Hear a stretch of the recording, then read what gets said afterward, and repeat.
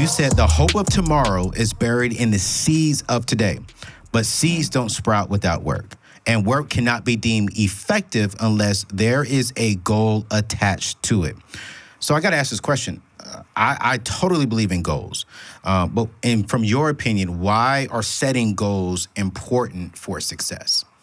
Oh, goodness. Okay, so before we even get into the goals conversation in the book, we've done a lot of inner work.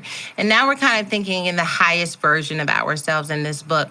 Goals are important, but not just like short term goals, Okay. generational goals. We Uh-oh. talk about our ability to be here in the earth, not just for ourselves, but for the generations connected to us. And so I challenge people to like, if your short term goal is to lose 10 pounds, then a generational goal is to create a healthy lifestyle so that someone isn't in this position again. How do I connect my short-term goals with my generational goals? And I have tools and practices that help you to connect those dots, but short-term, long-term, generational. Because at the end of the day, we're here to push the ball forward, okay? I'm not just here to make my name great. I'm trying to push something forward so that my family doesn't end up in this same cycle over and over again. We talk about God breaking generational curses. How does God break generational curses? He uses people who have decided that it has to end with me. And if it's going to end with you, then your goal has to be bigger than just you. And so zooming out of the picture is one of the keys and reasons why I believe that goals are so important for our purpose in life. You know what, Sarah? You said something that is so interesting. Okay. I heard you say something about, okay, think about future generations. And it's like, I know the guys listening right now, I'm there thinking like, well, that sounds like legacy. Well, isn't that the man's responsibility to worry about legacy? And the wife comes on and they work together. But I hear you saying like, hey, no, start thinking future generations, your last name. And then the man is over here saying, I'm thinking about this, I'm thinking about that. They could still do that together. Now, are you saying that a woman should have her own generational legacy stuff down the road and don't really worry about the man right now? Is that what you're saying? That is exactly what I'm saying. In Genesis 1, I know. Look at your face. Look at your face. This is woman evolved takeover at this table. Look at your whole face. Okay, but let me finish. In Genesis 1, God doesn't say to the man, be fruitful and multiply. He says to them. God blesses them. He says, be fruitful and multiply to them. He says to have dominion to them. To them. And so, yes, a woman should have her own generational goals, and God will bring someone in her life if that is a part of his plan for her life and that is a part of her plan for her life that will accompany those generational goals. My husband had goals when he met me. Yeah. I had goals when I met my husband, and now we work in tandem to make those goals a reality. But to be fruitful and multiply is not just to have filling the earth with babies. It's filling the earth with the essence of you. Your business is being fruitful and multiplying. Your organization is fruitful and multiply. The nonprofit, the ministry, the books, the social media platform is fruitful and multiply. And we don't have to wait for a man to come along to multiply. It's beautiful when they come, when it's a God-designed man. But if it is not, that does not mean that you cannot multiply where you are with what you have now.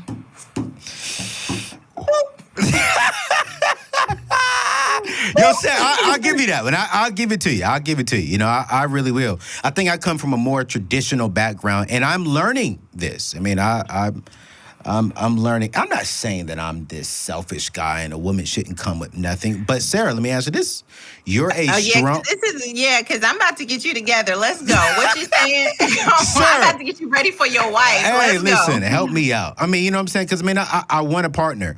But now, Sarah, let's talk about you and Torre, because Torre was booming before he met you. Absolutely. He was killing. Already had a name. I knew Torre before y'all two got married. Now, of course, I knew you beforehand, but I'm like, I knew Torre. I was like, yo, that's solid. And then Sarah, yo, you were booming too. Let's not even front. So it's like, how did you come with everything Sarah had and still made Torre feel like the man? 'Cause I think that's the problem that men have is some ladies come in there saying, my name is Sarah Jakes, and you got to adapt to me. I'm not adapting to you.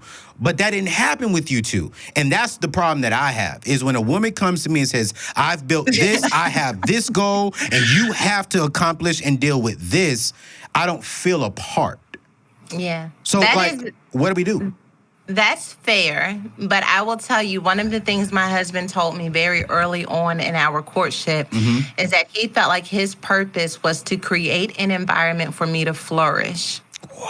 He went into our relationship with the idea of, I want you to flourish because we are together. Okay. And that means that I also had to wrap my mind around the idea of receiving someone who felt like their role in my life was to make me bigger and better and the best version of myself.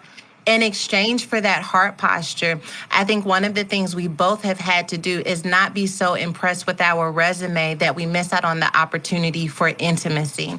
Your resume does not matter in a relationship. Talk. Not your resume, not her resume. Because if you were that big and bad by yourself, then why do you need partnership? But at the end of the day, what we are talking about is partnership. I have a mutual respect for what you do in the earth, so you don't have to prove to me every time we're in a conversation or communication who you are. I already know who you are. I want to help you become more of who you are. And when both people carry that heart when they come into a relationship, then I think we see a lot less proving who we are and a lot more settling into who we are not, but who we could become if we join forces together. Tell Torre I owe him a tithe. For real. Tell For Torre real. I'm going to send him a love offering. I love how you said, he said it is his responsibility to create a place where you can flourish. And he does that. He does that exceptionally. I've been doing so much press. He's been getting up at 2, 4 o'clock in the morning. He's been driving me to the interview. He's been coaching me through the interviews. He wants me to be the best in whatever it is I do.